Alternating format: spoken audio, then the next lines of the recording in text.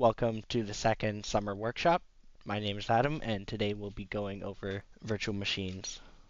Hopefully you guys are interested. And by the end of today, you should have a fully isolated Linux system inside your computer. This will be really cool.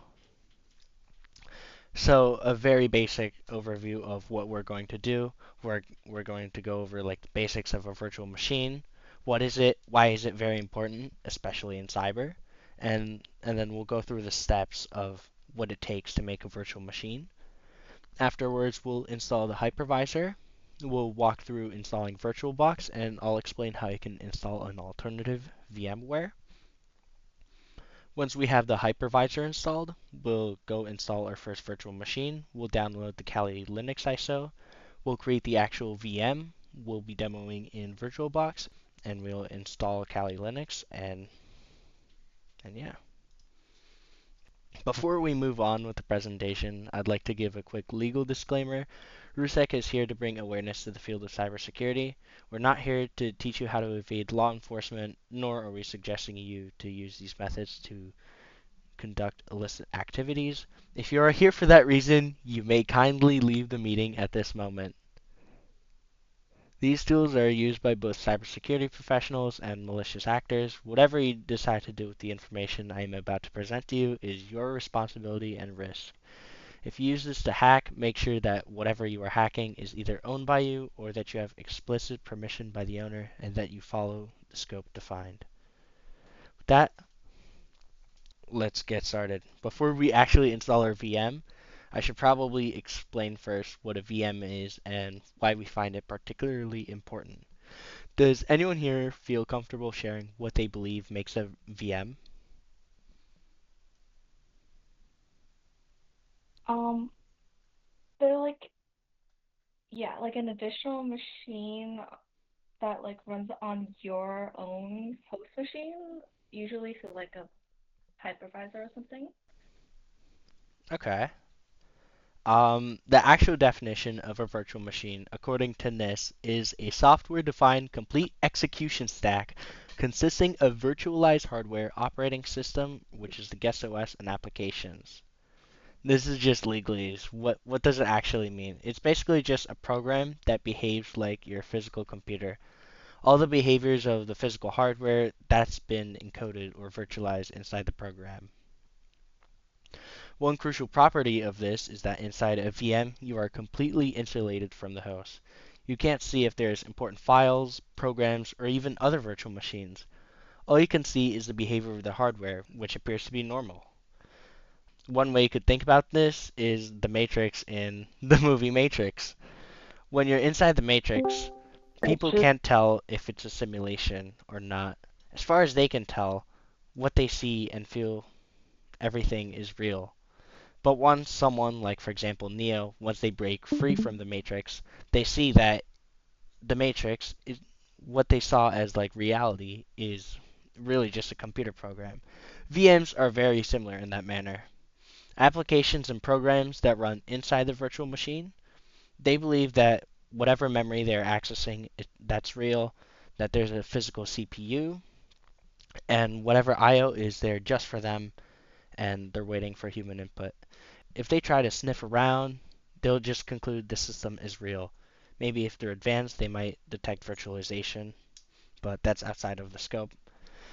But for any program that's outside the virtual machine, they can conclude that the real hardware is really just a file in the cloud or someone else's computer.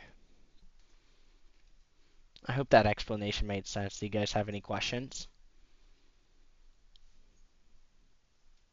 Mm, that makes sense to me.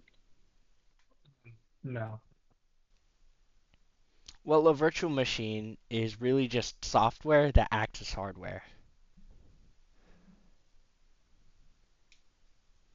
So, like in the movie Matrix, the actual Matrix where people are in, they believe it's reality, but it's really just a very elaborate computer program. That's what a virtual machine is.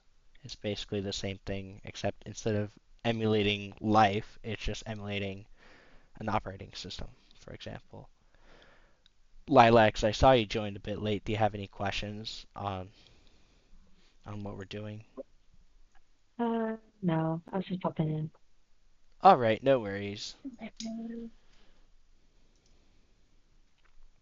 Okay, now that we know that what a virtual machine is, why do we care about it, specifically in our USAC? Well, first of all, a VM offers an isolated sandbox where we can do whatever we want inside, and we don't have to worry about what the consequences of those actions might be. So we could do like rough play. One well-known example would be running in Linux sudo rm-fr/. This command could easily cause thousands of dollars of damage. But in the VM, you can run it and see what it does. It won't really hurt you, and if it breaks a VM, you could always spin up a new one. In other words, you can spin up and break as many systems as you want because they're virtual. They're not real. Second of all, a VM offers a way for everyone to have the same system on all of their different hardware.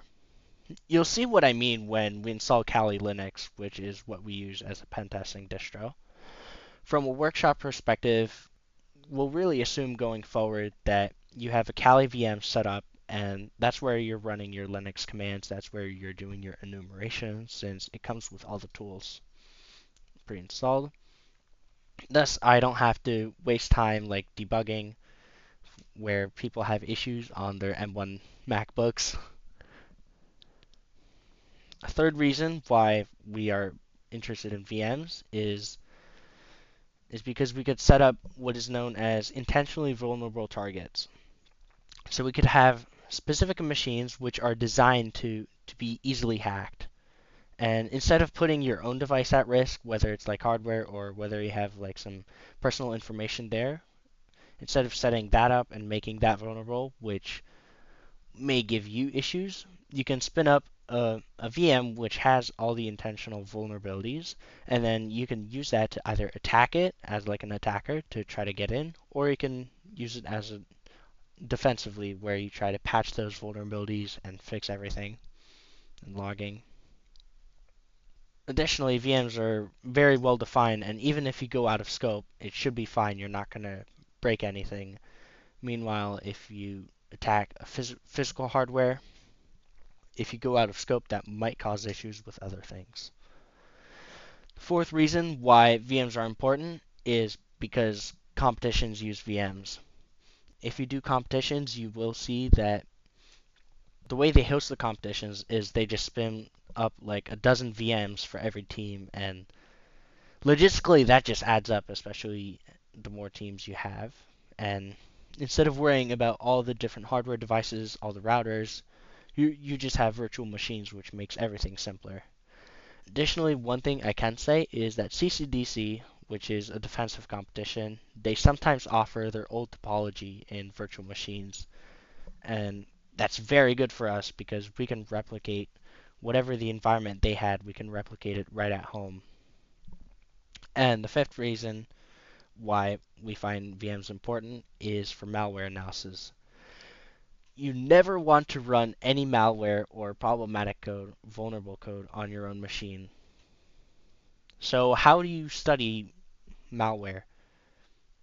You would do so in a VM. It acts as a sterile sandbox where the malware, they can thrash and bash, they can try to break everything, they can try to exfiltrate data, but it never does any real harm to your actual system. One exception is when it tries to escape virtualization and try to hijack the hypervisor, but again, that's outside of the scope for today's workshop.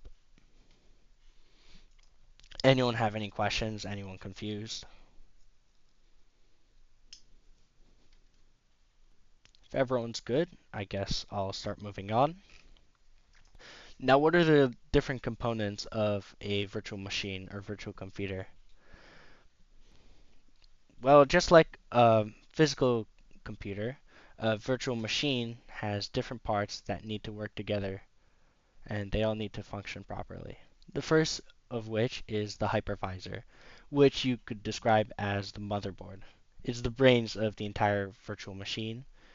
It's what mediates the virtual machine and the hardware. You could also see it as like a kernel where it bridges the VM and the hardware. It's what asks the physical hardware for the resources. It starts, stops, and controls all the VM, just like a motherboard controls all of the different parts. And it coordinates and controls everything. The next part is the virtual network, which you can describe as a router. Just like your physical router, the virtual network is the unsung hero. It doesn't get enough recognition. It's what allows communication between other devices. Without it, the VM is entirely isolated. So the virtual network, at the bare minimum, allows you to connect the virtual machine with the host. And depending on how it's configured, you can also have it communicate with the global network or between other virtual machines. And like I said, there's always communication between the hosts, except for when there's a bug, which shouldn't really happen. Another component you need when you build a virtual computer would be allocating your resources. This would be like your RAM, your SSD. This would be your upgradable parts.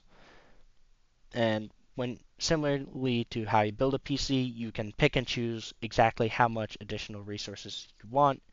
Do you want 64 gigs? All right, you just buy that. If you need 32, that's all right too. You can just plug it in. And virtual machines are similar. Modern hypervisors allow you to very specifically allocate exactly how much resources you want. And another fun thing, you can also change the resources you allocate between boots. So if you find that you need more RAM for the virtual machine to work properly, you can turn it off, add more resources, and then spin it back up. And finally, the software or the CD installer would be the ISO image. That's the actual software which is inside the virtual machine. And ISO is a disk image format, which is how DVDs and CDs they were formatted. It has all the software, and it can be an installer image, such as what you would be used to on Linux, or it could be an entire system, which would be a literal image of a disk.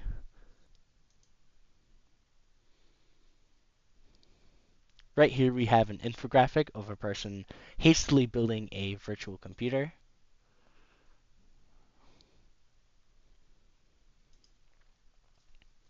Now that we know a bit more about VMs, let's start with installing a hypervisor. For this section, we have two options. We have VirtualBox and VMware. You should really only do one of them. I'll first start with VirtualBox because it is much more beginner friendly, and we'll touch on VMware a bit later. And if anyone's interested, we can touch on that. If not, we can skip forward.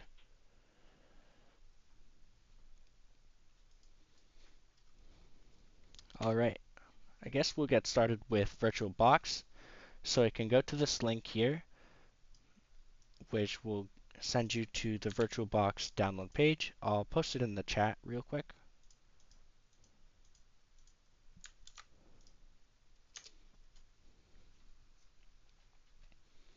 And once you follow the link, you can download the appropriate installer for the system.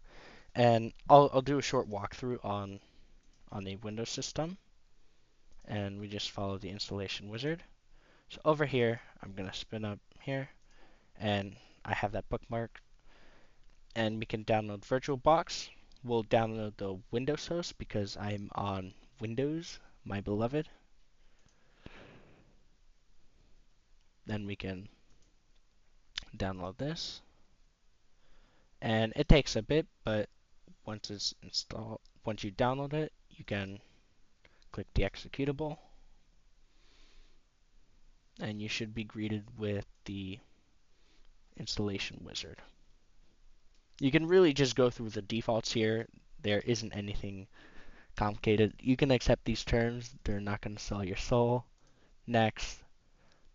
Don't worry about this warning. It really just temporarily disconnects. And the missing dependencies is going to automatically resolve that. And once that's done, you could just click install. Wait a second. And that's it. We're finished. And apparently there was a fatal error. So let's reinstall it.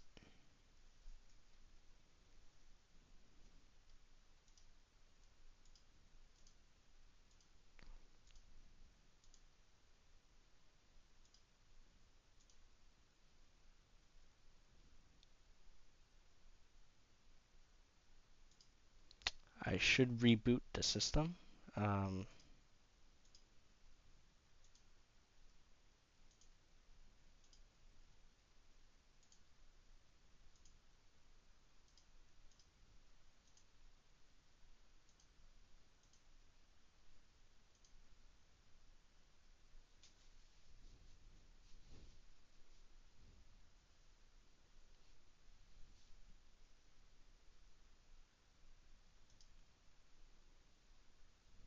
and once that's done, we have our VirtualBox.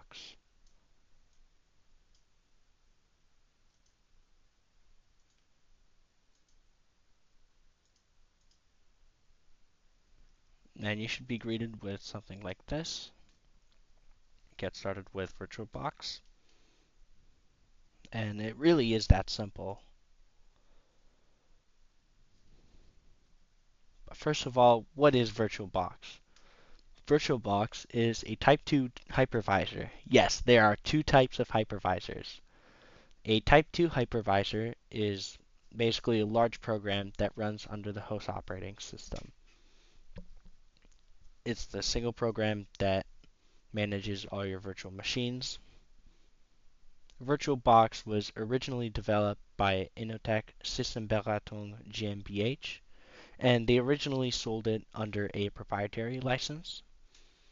They made the hypervisor to challenge the existing champion, which was VMware at the time. And VMware at the time was proprietary, they were expensive, so virtualization was essentially limited to larger companies. Later on, Inotech was bought by Sun Microsystems and then Oracle, who currently owns VirtualBox. For the licensing of VirtualBox, the core engine itself, it's fully open source. You can read it and it's free. However, the extensions for VirtualBox, they're licensed under a proprietary personal use and evaluation license. What that means, it basically means that private individuals like you and I, we could use it for personal and for educational use, but large companies who need the software, they rely on it to make a profit, they must pay Oracle for the software. So that's just a quick background behind VirtualBox.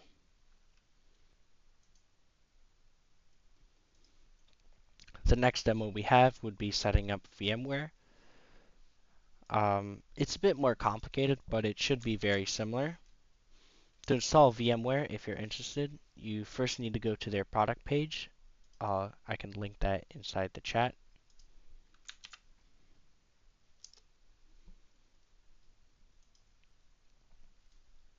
Afterwards, you would click the Download Now button, and that would redirect you to a login to Broadcom. There you can sign up for a Broadcom account by providing your email, making the account, and then afterwards you can navigate through the menus and download VMware Workstation. And the installer is free, so you don't have to pay for anything. You just need an account to access it. And after it's downloaded, you can follow the instructions and the installation wizard.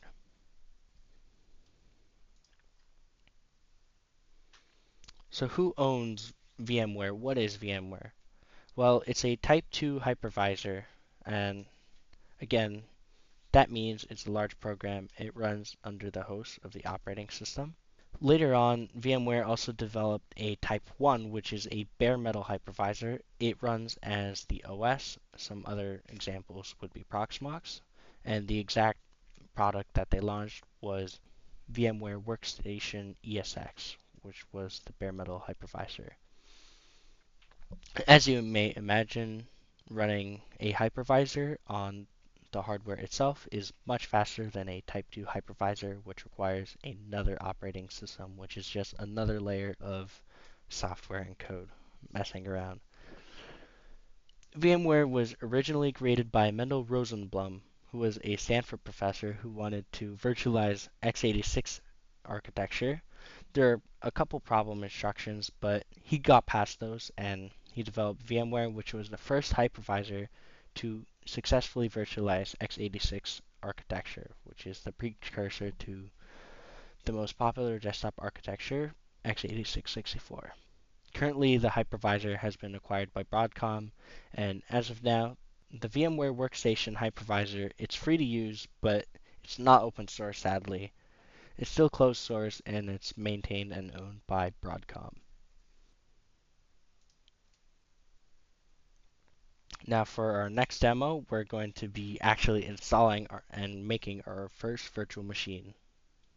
So we're going to install Kali Linux, and I'll go through that. You really just download the ISO file, and I'll show you what options you can do.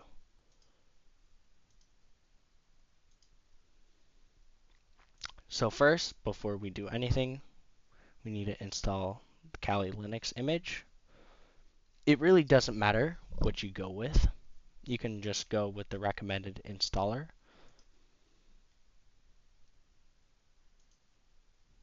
You could just download it, and it's going to take some time because it is 4 gigs.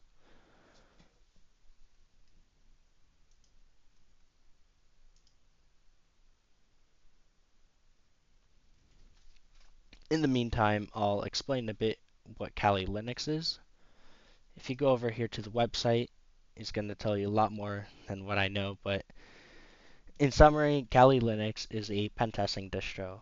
It's a distribution of Linux, more specifically Debian, and it comes with various programs which are designed to be used for security just right out of the box. It's used by pretty much everyone, including HackTheBox, and here are some of the tools that are included. And some people have got it running on their phones, which is crazy.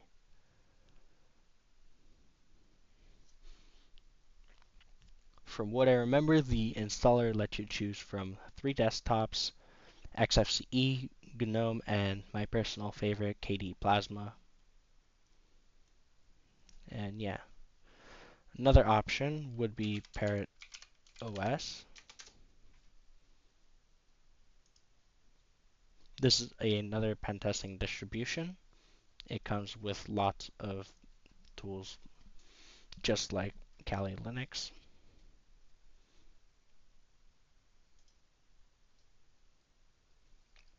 And one cool thing about Parrot OS is that they have their own Hack the Box edition.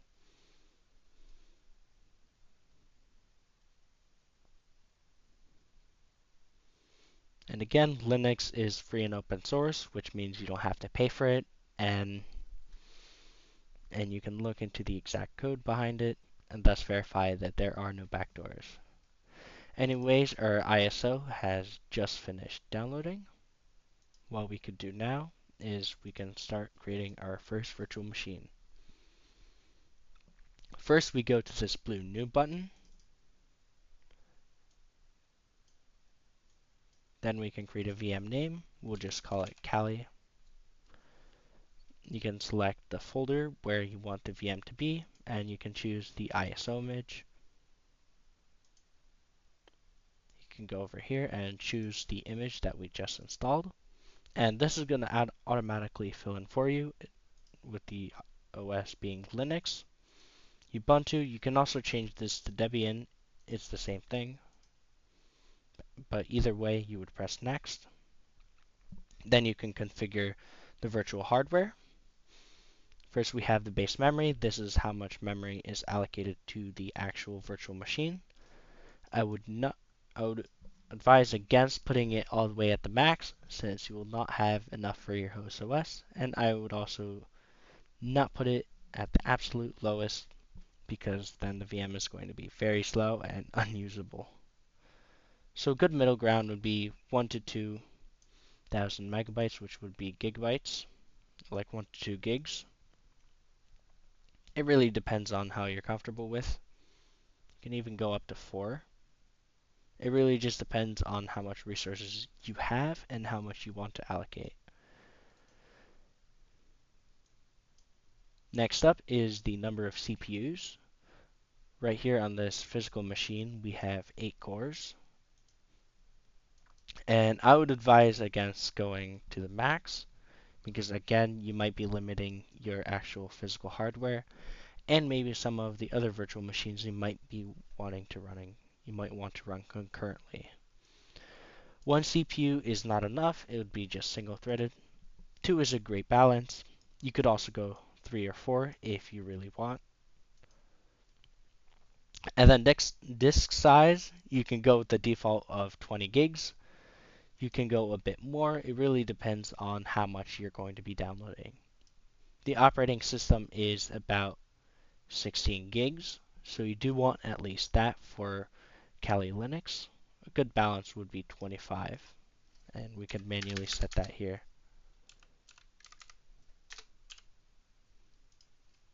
Have you ever question in the chat? Yep, no worries. What did I do for the VM? So I'll start from the beginning. First, what I did is I downloaded the Kali Linux ISO. The ISO is a disk image, which basically has Kali Linux. It's all pre-configured. There's different versions on here. You can use the installer. They also have virtual machines, which these work with different virtual machines. VirtualBox, you can use this. It's a bit lighter, and it does because it doesn't have all the hardware stuff, all the drivers for physical hardware. It just has what's needed for VirtualBox. This one is for Hyper-V. We have QEMU and also VMware. So once you Wait, I guess download, it's just wait. Oh, sorry. Um, is it best I like download it from like this site? Because I think I just downloaded it off of like Microsoft Store. um, yeah, if it really depends on what distribution you want, what actual virtual machine you want. If you want Kali Linux, you would go over to the Kali Linux website and download their ISO. If you want a Windows virtual machine, you would go over to Windows and download their ISO. Similarly for Parrot, you can go to their website here. If you want to install some other flavor of Linux, you can also go to distrowatch.org. Over here you can browse different Linux distributions if you're interested in those. And for whatever ISO you want, you just go to the website and you download it. Does that make sense?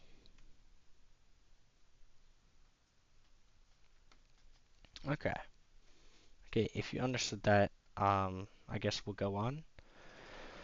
After that, we can open up VirtualBox, and we're greeted with this. If we want to create a virtual machine, we can create new, and this gives us this pop-up.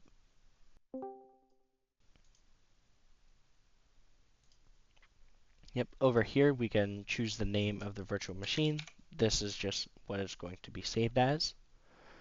This is where the VM is actually going to be located on your host disk. So it would be in this folder in my computer. The ISO image, this would be what we just downloaded, which would be the Kali Linux ISO. Once you have that, this should autocomplete, but if it doesn't, if it's having issues detecting, you can manually fill it in. Afterwards, you can then click Next, and that's going to load the ISO image.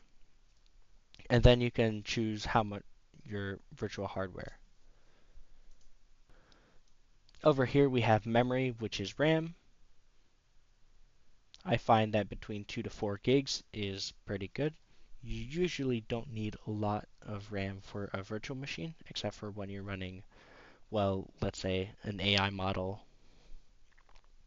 But for cybersecurity, we really don't need that much. We're not running heavy loads. So 2 gigs should be fine. It really is just enough for a desktop environment and whatever other programs you might want to run. Number of CPUs, I typically like 2.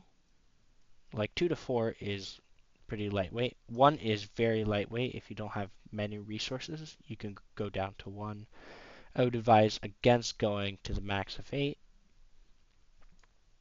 I would typically, if you're ambitious, you could go halfway. It really depends if you want your VM to be very powerful or if you want it to be lightweight. I'll go with 2 CPU cores. And for disk size, this is how much actual storage. For Kali Linux, if I remember correctly, when you install everything, it's around 16 gigabytes. So you want at least that to store all of the programs. If you have like 20, that's fine. Obviously, the more you have, the more you can use. But especially for cybersecurity, you really don't need that much storage. So we will go with 25 gigs of disk. Is everyone all caught up?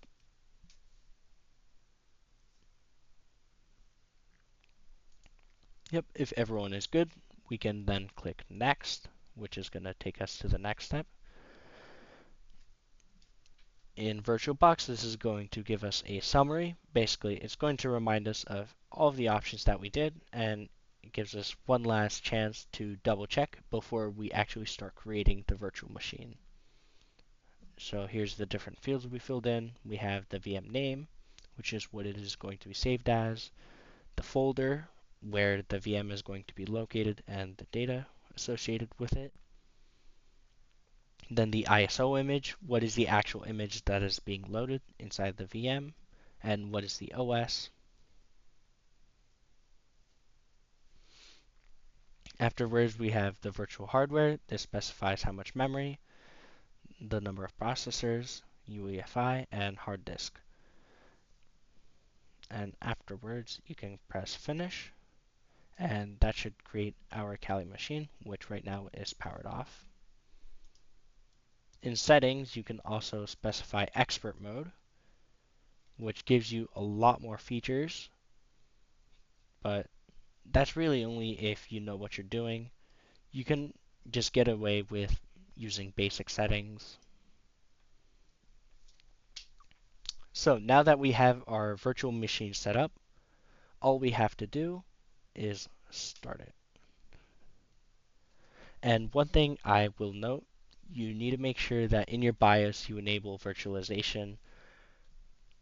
When I was practicing, when I was going over the lab, or the hardware stuff, I had an error which popped up, and basically what it said is that I didn't have virtualization enabled. And you really just reboot, you have to change that setting in BIOS, and afterwards you can run virtualization. Anyways, Kali Linux has finished installing, or it started up, and we can see the Kali Linux installer. Is anyone confused on how I got here?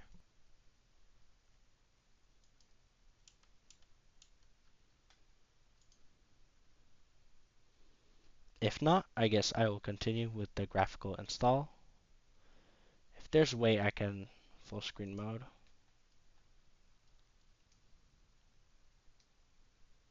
Okay, so just host F. Then we'll capture. So we can't zoom in any bit more, but that's all right. Right here we have the Kali installation screen. You can just go with the default, which is the graphical install. These are the advanced options. If you know what you're doing, you can use those, but we'll go with the graphical install. The defaults are pretty good. Then it's going to take a while for it to load all the graphics.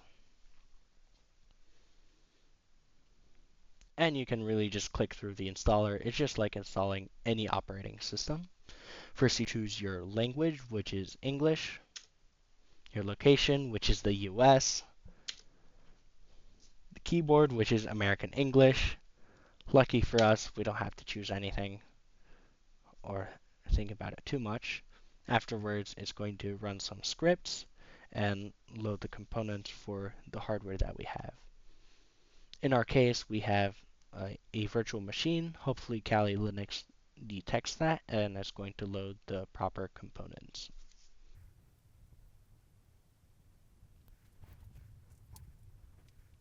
I will mention that installing the operating system is what takes the longest,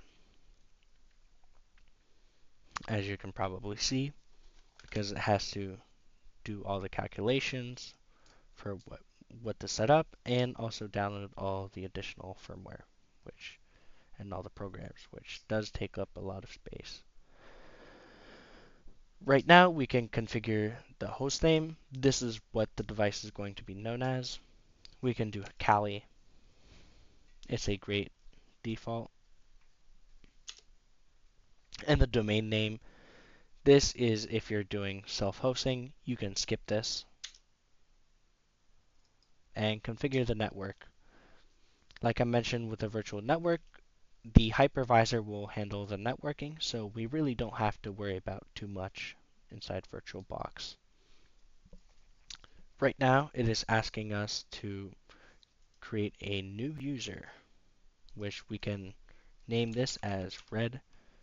We'll name it Red, short for Red Chicken.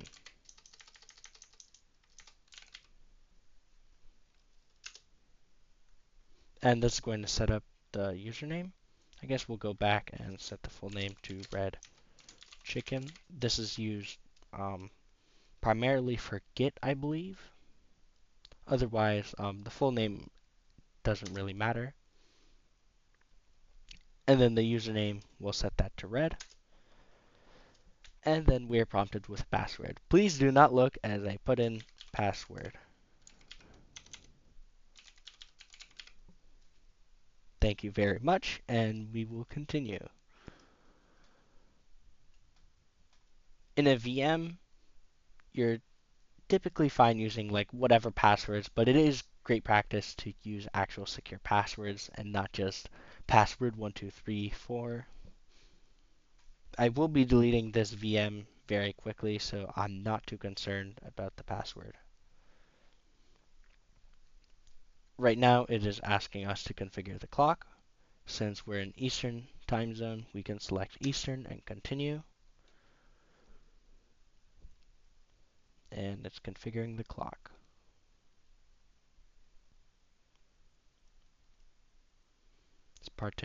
It's starting the partitioner.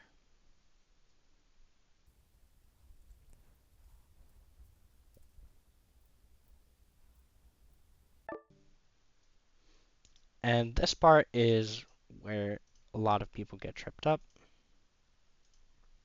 So I will try to go very quickly.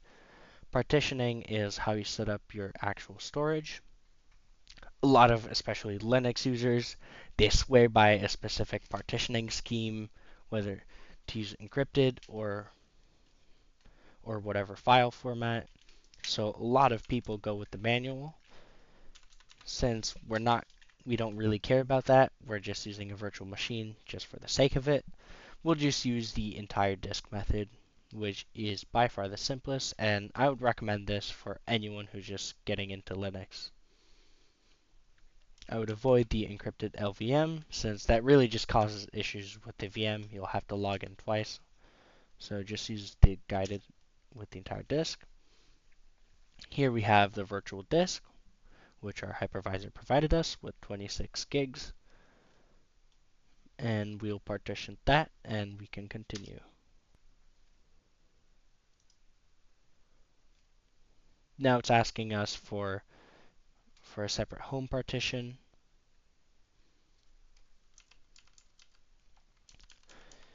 Recommended for new users is all files in one partition. This is very simple. If you don't know what it means, I'm probably not going to explain it right now, but it really doesn't matter for new beginners, so we'll just go with the default option again. We can continue. And before we actually start partitioning, it is going to ask us if we really want to partition and write to the disk. So it's just a final confirmation before we actually make any changes to the virtual disk. Do not worry, this is not overwriting anything on the actual host operating system. If you stop here, it's going to break the virtual machine. If you stop the partitioning process or the installation, it's not going to affect our installation of Windows. Anyways, we can finish partitioning, and it's going to give us one more final warning, and for this one we do have to select yes to write the changes to the disk. Now it's partitioning the disk and it's installing the system.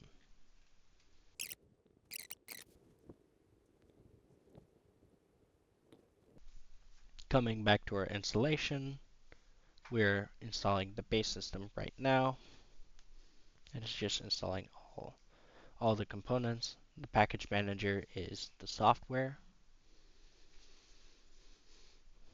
and we're installing even more software, so this will take a while.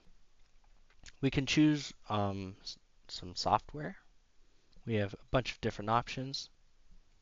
The desktop environment, this has no effect, so it could be whatever. Next up is XFCE, GNOME, and KD Plasma. The option really is just up to personal preference. I prefer KD Plasma, but you do you. Next here we have the tools. So we can choose top 10 and default. I prefer having everything installed. That way I don't have to worry about missing packages and missing tools. So once everything looks good for you, you can then continue. And then it's going to install the appropriate software. If anyone has any questions, please let me know.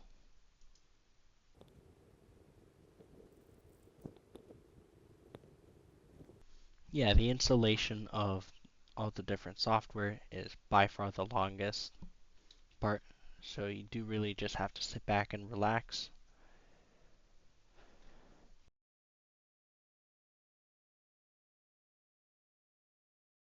For brute forcing, that's fine. For typical usage, I found that if you're not running any intensive loads like brute forcing or LLMs or stuff like that, you don't really need that much RAM. Obviously, the helps, but yeah, really, like everything, it depends on with what you're working with. If you have lots of RAM, you can afford to use a bit more. If you have less, uh, yeah, you kind of have to just try to fit everything together.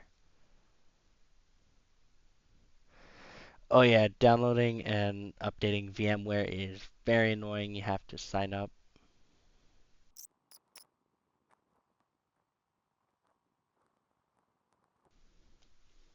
Yep, yeah, no worries. With Kali, it is a bit confusing when you're first getting into it. Once you know a bit more, it seems very trivially easy. So I get the frustration. When I first started out, I had no idea what anything was and what all the options were and why there were so many.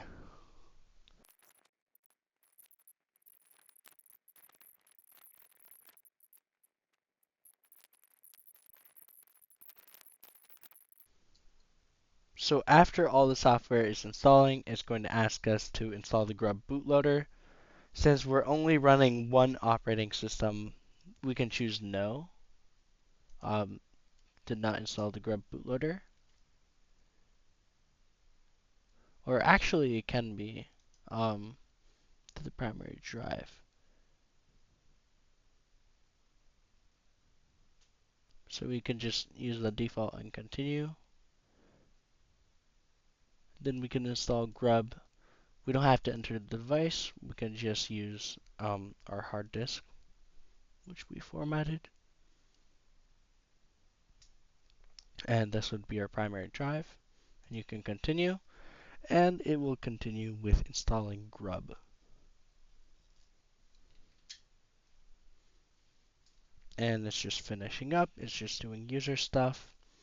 Everything is installed. It's just doing some last minute updates, polishing up the system, getting it to a state where it's ready to be used. Yep, after that, our installation is complete and everything is ready, we can remove the installation media, which is non-existent, and then we can reboot the system,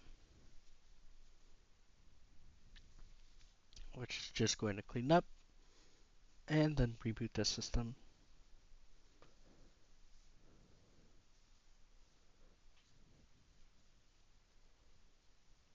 And after that, we're greeted with the Kali boot screen. This will go automatically.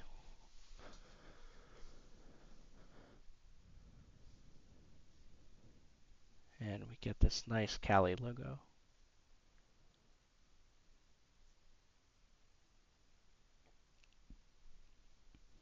And then we enter our login manager where we can put in our very secure password.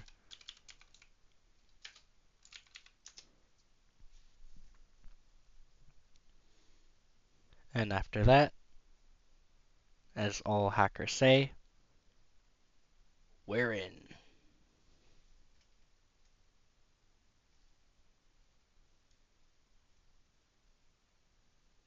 It is taking a bit to render everything because we do not have loss of RAM, but other than that, it's perfectly usable.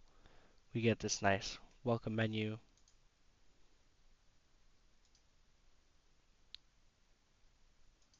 You can look through, and yeah, you could just use Kali Linux. And this is where you'll spend a lot of time doing your hacking in. So feel free to configure it however you want, make it feel at home. And yeah, just to demonstrate some things that you could do, we're first going to sudo apt install fastfetch. This is a program that doesn't come by default in Kali Linux. You do have to install it manually. You can press yes to continue.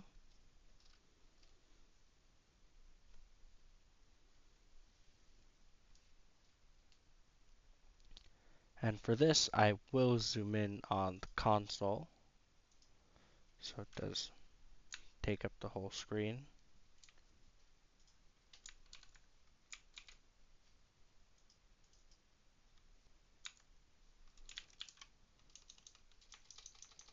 So what we could do is we could run fast fetch, and that is going to give us this beautiful image of the Kali logo and some stats about our system.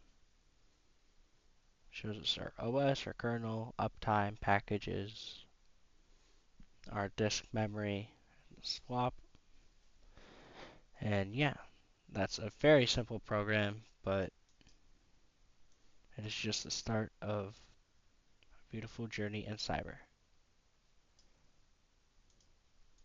If you do have any questions about anything here, please let me know. You can also DM me on Discord. I'll be open over there as well. Here are some resources I use to make these slides.